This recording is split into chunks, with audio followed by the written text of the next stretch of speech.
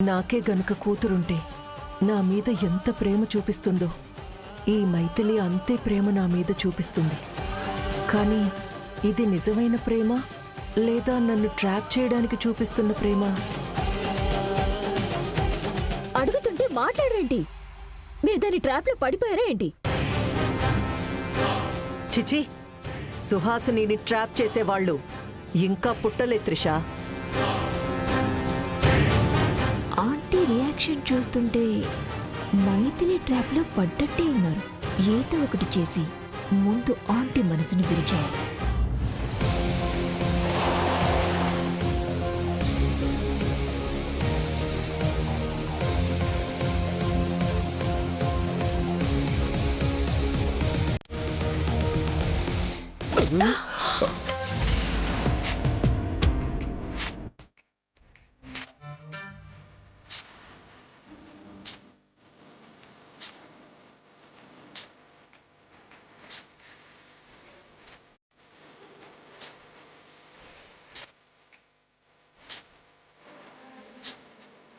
అబ్బబ్బబ్బబ్బబ్బా!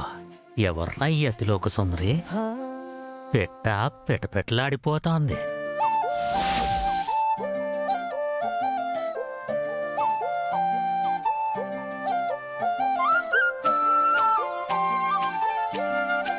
ఎవరండి మీరు? ఇంతకు ముందెప్పుడు మిమ్మల్ని చూడలేదు. ఎవరి కోసం వచ్చారు? సుహాసిని గారిని కలవడం కోసం వచ్చానండి. ఓ, మా సిస్టర్ కోసం వచ్చారా? ఎక్కడుంటారు? వల్లకట్లు. ఏ వెళ్తారా? శుభప్రద, నువ్వా?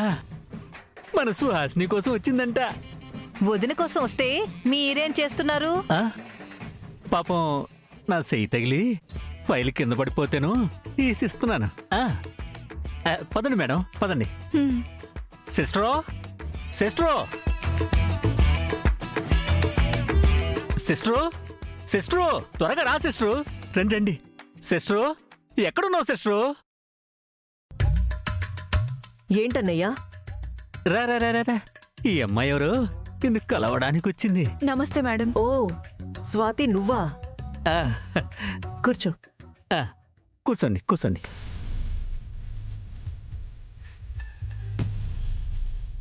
Swathi, he is my son, CEO of Janaki Ramayya group of companies. Good morning sir. Very good morning. ఆ, తను నా కోడలు. ఆ, CEO దగ్గర సెక్రటరీగా పనిచేస్తుంది. Hi madam. హాయ్. నాన్న ఉత్తమ్, తనని మన హైదరాబాద్ బ్రాంచ్కి మేనేజర్గా అపాయింట్ చేశాను. ఈరోజే డ్యూటీలో జాయిన్ అవుతుంది. ఓ గ్రేట్ అమ్మా. కంగ్రాచులేషన్స్. అవును సార్, ఈ ఆపర్చునిటీ ఇచ్చిన సుహాసిని గారికి థ్యాంక్స్ చెప్పి ఆవిడ బ్లెస్సింగ్స్ తీసుకుందామని వచ్చాను. నన్ను ఆశీర్వదించండి మేడం. It's okay, it's okay. All the best. Thank you. కూర్చో. స్వాతి గారు, Janaki Ramayya group of companies కి ఫౌండర్ జానకమ్మ గారు. ఈ అమ్మాయి ఎవరు? మన ఖైరతాబాద్ బ్రాంచ్కి కొత్తగా వచ్చిన మేనేజర్ అత్తయ్య గారు. ఆ అమ్మాయి బ్రాంచ్ మేనేజర్గా వస్తే మీరేంటి అంత సంబరపడిపోతున్నారు? సంబరమా పాడా, పరిచయం చేస్తున్నానంతే. చూడమ్మా, ఇంతకు ముందున్న మేనేజర్ లెక్కల్లో అవకతవకలు చేసి మమ్మల్ని చీట్ చేశాడు. దాంతో అతన్ని ఉద్యోగంలోంచి తీసేశాం. నువ్వైనా నిజాయితీగా చెయ్యి. తప్పకుండా మేడం, మీ నమ్మకాన్ని నిలబెట్టుకుంటాను. నన్ను ఆశీర్వదించండి. దీర్ఘసుమంగళీ భవ. అన్నట్టు నీది వైజాగ్ కదూ? అవును మేడం. ఫ్యామిలీ మొత్తం షిఫ్ట్ అయ్యారా? సారీ మేడం, ప్రస్తుతం నేను ఒక్కదాన్నే ఉంటున్నాను. అదేంటి, మీ ఆయన పిల్లలు ఎవరూ లేరా? మా ఆయనకి నాకు డివోర్స్ అయిపోయింది సార్. పైగా పిల్లలు కూడా లేరు. అందుకే ఒంటరిగా ఉంటున్నాను. పాపం, ఒక్కరు కూడా తోడలేరనమాట. ఏ మీరు వెళ్తారా? చిచ్చి, నా గురించి తెలిసే మాట్లాడుతున్నావా? తెలుసు కాబట్టే మాట్లాడుతున్నాను. డోంట్ వరీ స్వాతి, నీకు ఎలాంటి హెల్ప్ కావాలన్నా మొహమాట పడకుండా అడుగు, సరేనా? Thank you madam. వెళ్ళొస్తాను madam. Okay Swathi, bye.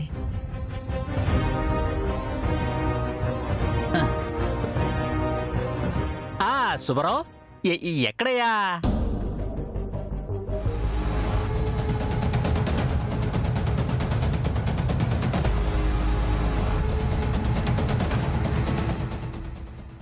Swathi గారు చెప్పండి సార్. లోపల మీరు చెప్పింది నిజమా అండి? మీ ఆయన మీరు విడిపోయారా? ఒంటరిగా బతుకుతున్నారా? అవునండి. ఎందుకు అడుగుతున్నారు? చచ్చి వాడు అసలు మనిషేనా అండి? మీలాంటి అతిలోక సుందరిని అప్సరస్ని వదిలేయడానికి వాడికి మనసెలా వచ్చిందండి? అదే నేనైతే మిమ్మల్ని గుండెల్లో పెట్టుకుని చూసుకునేవాణ్ణండి. ఆ, ఏం మాట్లాడుతున్నారండి? ఆ, ఇలా మాట్లాడుతున్నానని తప్పుగా అనుకోకండి. మీలాంటి అందమైన అమ్మాయి ఎవరి తోడు లేకుండా ఒంటరిగా ఉంటే ఈ పాడు సమాజం బతకనివ్వదండి. అందుకే నేను ఒక నిర్ణయానికి వచ్చాను. నిర్ణయమా? అవునండి. మీ అందం అడవి కాచిన వెన్నెల కాకుండా ఉండాలి అన్నా, మీకొక మనిషి తోడుగా రావాలి అన్నా అర్జెంటుగా మీ పెళ్లి జరిగిపోవాలి. ఏమంటున్నారండి? అవును స్వాతి గారు, కష్టము నష్టము మీకు లైఫ్ ఇచ్చేద్దాం అనుకుంటున్నాను. లైఫ్ ఇస్తారా? అంటే అంటే మీకు అభ్యంతరం లేకపోతే మిమ్మల్ని పెళ్లి చేసుకుందాం అనుకుంటున్నానండి.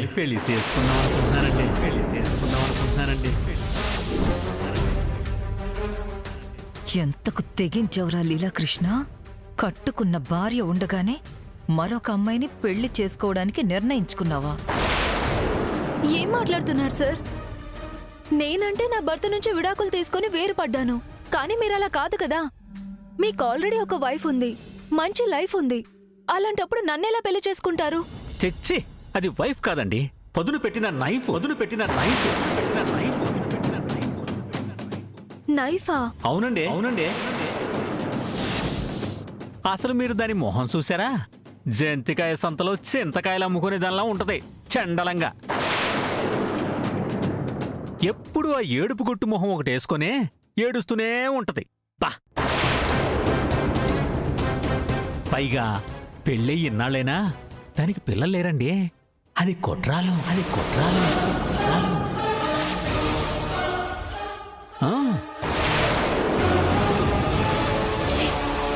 అసలు లీలాకృష్ణ గారు మనిషేనా? కొట్టుకున్న భార్య గురించి పరాయి ఆడవాళ్ల ముందు ఎంత అసహ్యంగా మాట్లాడుతున్నారు. సారీ సార్, ఆవిడ్ని చూస్తే దేవతలా ఉన్నారు. మీరేమో అందుకు రివర్స్లో చెప్తున్నారు. అయినా నాకిప్పుడు రెండో పెళ్లి చేసుకునే ఉద్దేశం లేదు. మీకు లేకపోవచ్చు, కానీ మిమ్మల్ని రెండో పెళ్లి చేసుకునే ఉద్దేశం పేకల దాకా వచ్చేసింది నాకు. కాదనకండి, చచ్చిపోతాను నేను. ఏం మాట్లాడుతున్నారు సార్? అవును స్వాతి గారు, మిమ్మల్ని ఎట్టా చూడగానే అట్ట లవ్లో పడిపోయాను నేను. లవ్ ఎట్ ఫస్ట్ సైట్ అన్నమాట. మీరు కాదంటే నేను చచ్చిపోతాను. చచ్చా, ఏంటండి ఆ మాటలు? ఈ వయసులో ప్రేమేంటి? ప్రేమకు వయసుతో పనేంటండి? ఈ వయసులో కూడా ప్రేమించకూడదా? ఈ వయసులో పెళ్లి చేసుకోకూడదా? పోయింది నెత్తి మీద జుట్టు మాత్రమే, వయసు కాదు. అర్థమైందా? మీరు అనండి, ఎలాగోలా మా ఆవిడకి విడాకులు ఇచ్చేసి మీ మెళ్ళో తాళి కట్టేస్తాను. ఇతనెవరో పెద్ద నసగడిలా ఉన్నాడు. సాధ్యమైనంత త్వరగా ఇక్కడి నుంచి తప్పించుకోవాలి. సరే సార్, వెంటనే మీ భార్యకి విడాకులు ఇవ్వండి. ఆ తర్వాత మన పెళ్లి గురించి ఆలోచిద్దాం. నిజమా? థ్యాంక్ యూ బంగారం, లవ్ యూ. అవును, ఈ కారు నాదేనండి. ఇంత కాస్ట్లీ కారు ఉందా మీ దగ్గర? ఇలాంటివి 4 ఉన్నాయి. ఆ, మా నాన్న బిజినెస్ మ్యాన్. ఉద్యోగం కూడా టైం పాస్ కి చేస్తున్నాను, కానీ డబ్బుల కోసం కాదు. ఆ, బాయ్ అండి. ఆ, ఒక్క నిమిషం, నేను తీస్తా. ఎక్కండి.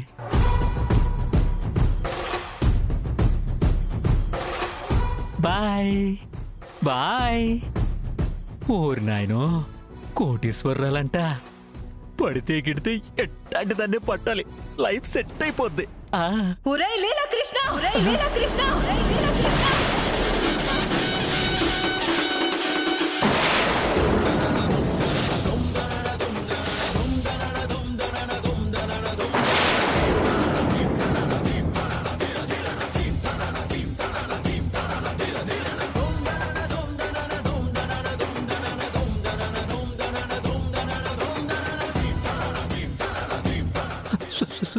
శుభప్రద. ఒరే బట్టే బాస్, నాది ఏడుపు గొట్టు మొహమా? జంతికాయ సంతలో చింతకాయలు అమ్ముకునేదాన్నా నేను గొడ్రాలనా? అది అసలు రే, నీ చీకేసిన తాటికాయ మొహానికి నేనే ఎక్కువరా. అలాంటిది పరాయి ఆడదాని ముందు నన్ను చులకన చేసి మాట్లాడతావా? నా పరువు తీస్తావా? నిన్ను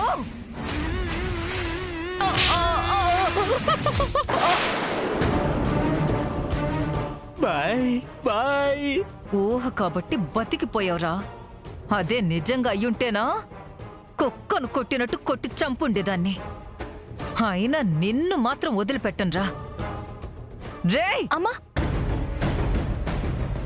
నువ్విప్పుడు ఏమాత్రం ఆవేశపడినా లీలాకృష్ణ గారు శాశ్వతంగా దూరం అయిపోతారు. చిచ్చి, అలాంటి వెధవ నాకు అవసరమా? నాకు దూరం అవడం కాదు, నేనే వాడికి దూరం అయిపోతాను. అమ్మా అమ్మా అమ్మా, ప్లీజ్ వద్దమ్మా, దయచేసి తొందరపడద్దు. ముందు నువ్వు లోపలికి వెళ్ళమ్మా. అది కాదమ్మా. నువ్వు లోపలికి వెళ్ళమ్మా, ప్లీజ్ వెళ్ళు.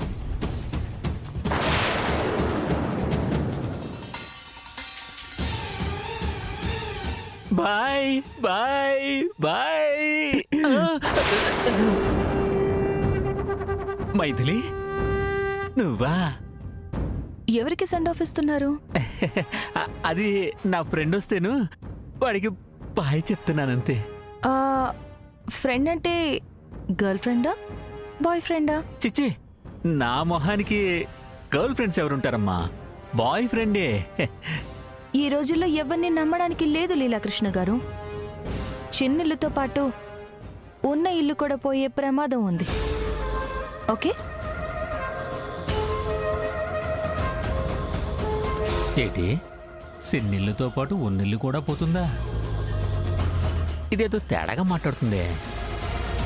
కొంపదీసి ఆ స్వాతితో మాట్లాడడం ఈ రాక్షసికని చూడలేదు కదా. సోతే మనకేటి, అతి త్వరలోనే శుభప్రదతో విడాకుల డాక్యుమెంట్స్ మీద సంతకం పెట్టిస్తా. అది చూపించి స్వాతితో లైన్ క్లియర్ చేసుకుంటా.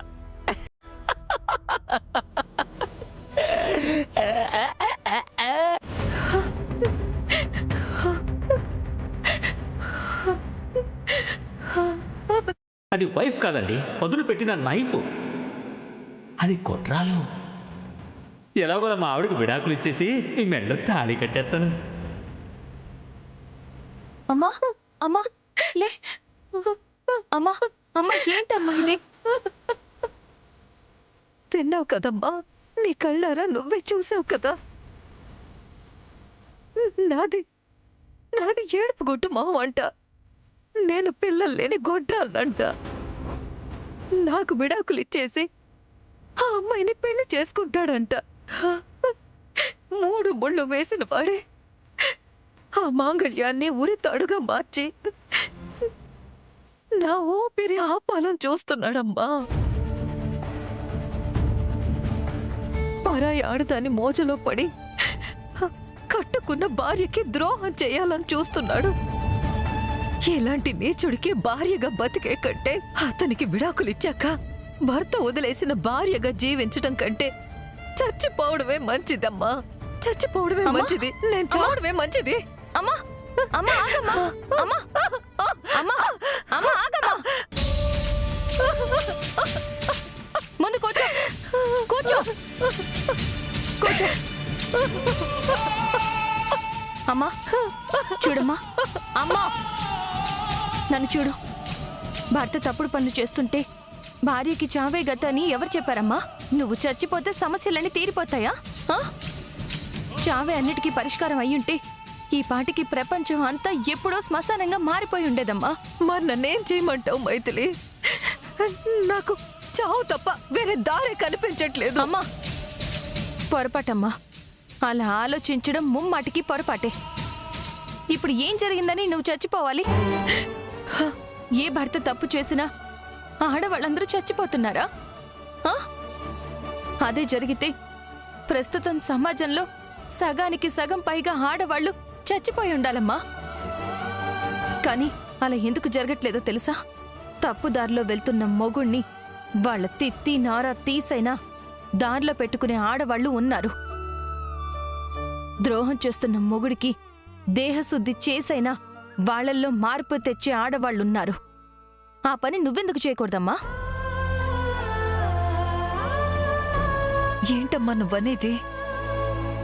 అవునమ్మా, నిజానికి తప్పు చేసిన లీలాకృష్ణ గారికి కదా శిక్ష పడాలి. ఏ తప్పు చేయని నువ్వెందుకు శిక్ష అనుభవించాలి?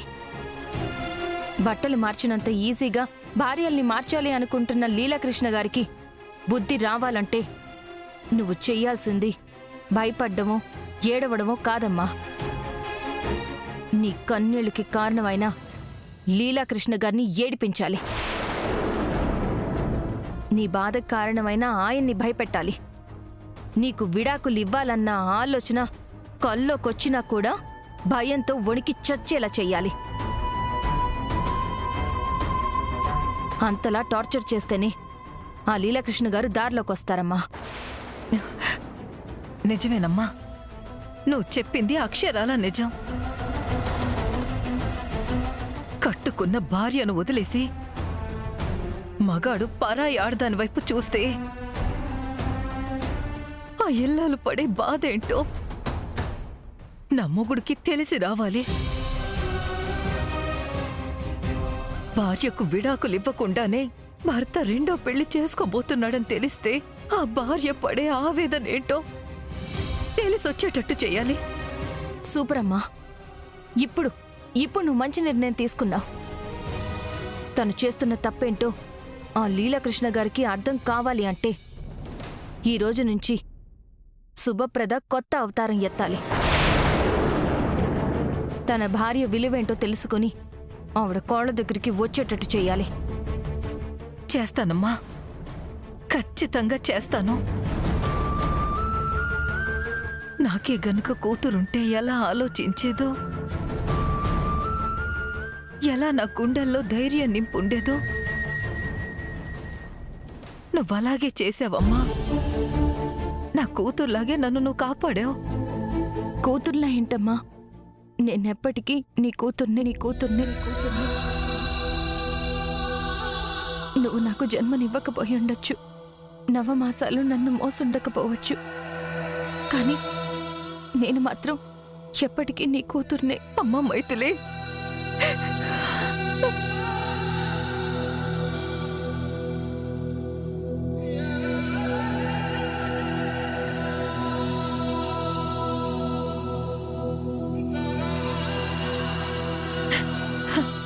ఎవరన్నారమ్మా నన్ను గొడ్రాలు అని? ప్రేమకు మారు పేరైనటువంటి నా కూతురుండగా, నా మైథిలి ఉండగా నేను ఎప్పటికీ గొడ్రాల్ని కాదమ్మా. నేనెప్పటికీ మైథిలికి అమ్మనే, నా మైథిలికి అమ్మనే.